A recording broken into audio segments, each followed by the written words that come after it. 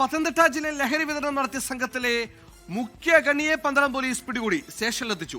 കഴിഞ്ഞ ദിവസമാണ് Nigerian പൗരനായ Samuel ഡൽഹിയിൽ പിടിയിലായത്. പ്രതിയെ മജിസ്ട്രേറ്റ് മുമ്പിൽ ഹാജരാക്കി റിമാൻഡ് ചെയ്തു.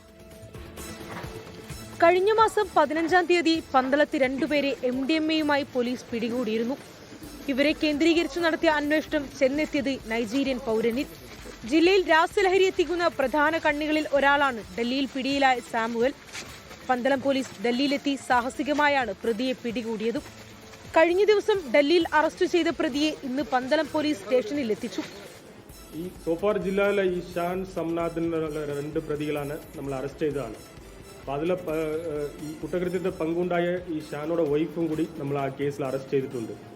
അപ്പോൾ ഇനി ഫർദറായിട്ടുള്ള ഇൻവെസ്റ്റിഗേഷൻ നടക്കുന്നുണ്ട്. വേറെ ആരും പങ്കുണ്ടാണ്ട കാര്യം നമ്മൾ അന്വേഷിക്കും. നൈജീരിയൻ പൗരനുമായി ബന്ധപ്പെട്ട് ജില്ലയിൽ മറ്റാരെങ്കിലും പ്രവർത്തിക്കുന്നുണ്ടോ എന്നടക്കമുള്ള കാര്യങ്ങൾ പോലീസ് അന്വേഷിക്കുന്നുണ്ട്. പന്തളത്ത് MDMA പിടികൂടിയ കേസിൽ ഒരാളുടെ ഭാര്യയെ കൂടി പോലീസ് അറസ്റ്റ് ചെയ്തിരുന്നു. 24 പത്തനംതിട്ട.